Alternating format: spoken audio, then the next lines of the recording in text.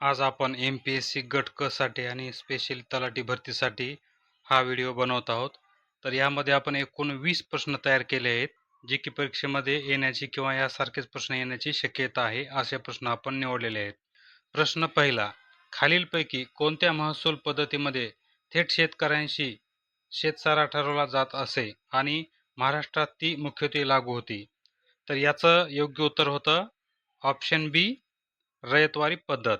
तर आता यामध्ये जे पद्धती आहे त्याविषयी आपण थोडक्यात माहिती पाहूया, की सर्वात पहिली जी होती महालवारी पद्धत. तरी कोणी सुरू केली ती? होल्ड मॅकेन्झी आणि रॉबर्ट मार्टिन बर्ड. आणि याचा जो प्रदेश होता तो होता उत्तर भारत, मध्य प्रदेशचा काही भाग आणि पंजाब. याचं जे स्वरूप होतं याला काय केलं की संपूर्ण गावाचा समूह हा एक महाल म्हणून गणला गेला होता. आणि त्याद्वारेच मग काय व्हायचं, की गावाचा जो प्रमुख असेल त्याने पूर्ण गाववाल्याकडून शेतसारा गोळा करायचा आणि तो इंग्रजांना द्यायचा. त्यानंतरची दुसरी आहे रयतवारी पद्धत. तर ही सुरू केली ती थॉमस मुनरो आणि कॅप्टन रीड यांनी. याचा जो प्रदेश होता तो होता मुंबई, मद्रास प्रांत आणि आसामचा काही भाग. याचं जे स्वरूप होतं हे जे शेतकरी म्हणजे त्यांना रयत मानलं गेलं आणि सरकार जे होतं ते डायरेक्ट शेतकऱ्याकडून शेतसारा घेत असे. यामध्ये कोणताही मध्यस्थ म्हणजे जमीनदार नव्हता. शेतकऱ्याला जमिनीचा मालक मानले गेले आणि शेतसारा दर 30 वर्षांनी ठरवला जात असे. याचा जो तोटा होता तो म्हणजे काय होतं, की साऱ्याचे जे प्रमाण होते खूप जास्त होते आणि यामध्ये दुष्काळातही सवलत मिळत नसे शेतकऱ्यांना. आता 3 नंबरची जी आहे ती आहे कायमधारा पद्धत. यामध्ये जी सुरू केली ती लॉर्ड कॉर्नवॉलिस यांनी 1793 मध्ये सुरू केली ती आणि याचा जो प्रदेश होता तो होता बंगाल, बिहार, ओरिसा आणि वाराणसी. याचं जे स्वरूप होतं ते होतं, की जमीनदारांना जमिनीचे मालक बनवले गेले होते.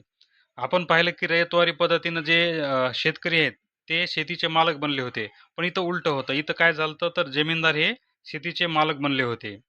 या पद्धतीमध्ये शेतसारा हा कायमस्वरूपी ठरवला. शेतकरी थेट सरकारला कर देत नसत. जमीनदार कर गोळा करून इंग्रजांना देत असत. याचा जो प्रमुख तोटा होता तो होता की जमीनदाराकडून शेतकऱ्यांचे प्रचंड शोषण झाले. प्रश्न दुसरा, महाराष्ट्रातील कोणत्या नदीच्या खोऱ्यात अधोमुखी व ऊर्ध्वमुखी लवणस्तंभ ही भूरूपे प्रामुख्याने पाहायला मिळतात? याचं योग्य उत्तर आहे ऑप्शन बी, कुकडी नदी, अहिल्यानगर. लवणस्तंभ हे भूमिगत पाण्याच्या द्रावणीकरण व निक्षेपण प्रक्रियेमुळे गुहांमध्ये तयार होणारा एक प्रमुख भूआकार आहे.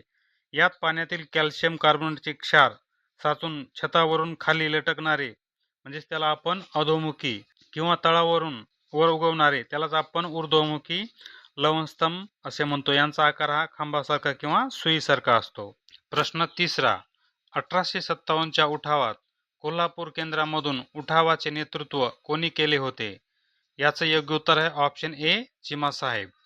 प्रश्न चौथा, मराठी व्याकरणातील प्रयोग ओळखा. त्याने बैलास मारले. याचं योग्य उत्तर आहे ऑप्शन सी, भावे प्रयोग सकर्मक. प्रश्न पाचवा, महाराष्ट्र राज्य विधानसभेत अनुसूचित जमातीसाठी किती जागा राखीव आहेत? याचं योग्य उत्तर आहे ऑप्शन ए, 29. प्रश्न सहावा, खालीलपैकी कोणता जलविद्युत प्रकल्प महाराष्ट्राची भाग्यलक्ष्मी म्हणून ओळखल्या जाणाऱ्या कोयना प्रकल्पाचा भाग नाही? इथं नाही विचारलेला आहे म्हणून याचं योग्य उत्तर आहे ऑप्शन सी, वैतरणा. प्रश्न सातवा, मराठी भाषेचे पाणिनी म्हणून कोणाला ओळखले जाते? याचं योग्य उत्तर आहे ऑप्शन बी, दादोबा पांडुरंग तरखडकर. गवास जोशी यांनाच आपण सार्वजनिक काका म्हणून पण ओळखतो. प्रश्न आठवा, महाराष्ट्रातील दख्खनच्या पठाराची निर्मिती मुख्यत्वे कोणत्या प्रकारच्या खडकापासून झाली आहे आणि ही प्रक्रिया कशामुळे घडली? याचं योग्य उत्तर आहे ऑप्शन बी, बेसाल्ट भ्रंशमूलक ज्वालामुखी उद्रेकमुळे. प्रश्न नववा, 1906च्या कलकत्ता अधिवेशनात दादाभाई नौरोजी यांच्या अध्यक्षतेखाली मंजूर झालेल्या चतुसूत्रीमध्ये खालीलपैकी कशाचा समावेश नव्हता? याचं योग्य उत्तर आहे ऑप्शन डी, सविनय कायदेभंग. त्या चतुसूत्रीमध्ये 4 होते: स्वदेशी, बहिष्कार, राष्ट्रीय शिक्षण आणि स्वराज्य. प्रश्न 10वा, मराठी व्याकरणातील अनुस्वार आणि विसर्ग यांना काय म्हणतात? याचं योग्य उत्तर आहे ऑप्शन बी, स्वरादी. प्रश्न 11वा, महाराष्ट्रातील कोणत्या अभयारण्याला महाराष्ट्राचे भरतपूर म्हणून ओळखले जाते? याचं योग्य उत्तर आहे ऑप्शन बी, नांदूर मध्यमेश्वर अभयारण्य. प्रश्न 12वा, हितवादी या वर्तमानपत्राचे संपादक गोपाळकृष्ण गोखले यांनी कोणत्या शहरातून सुरू केले होते? याचं योग्य उत्तर आहे ऑप्शन सी, नागपूर. प्रश्न 13वा. महाराष्ट्राच्या सह्याद्री पर्वत रांगेतील उत्तर दक्षिण क्रमाने शिखरांचा अचूक क्रम निवडा. उत्तरेकडून दक्षिणेकडे इथं आपल्याला निवडायचं आहे. तर याचं योग्य उत्तर आहे ऑप्शन बी साल्हेर, त्याच्यानंतर कळसुबाई, हरिश्चंद्रगड आणि महाबळेश्वर. असा या शिखरांचा क्रम उत्तरेकडून दक्षिणेकडे लागतो. प्रश्न 14वा.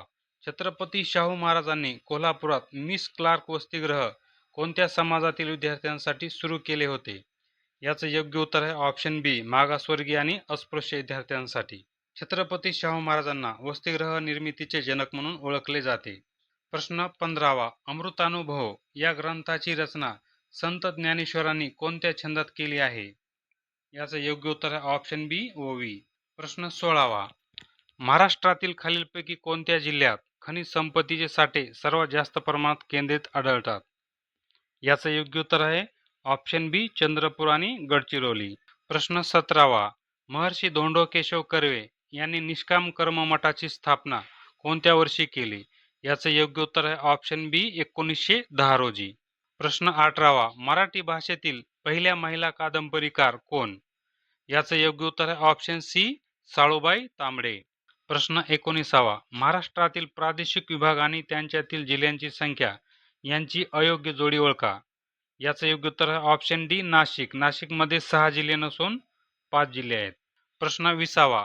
बॉम्बे नेटिव्ह एज्युकेशन सोसायटीची स्थापना 1822 मध्ये कोणी केली होती?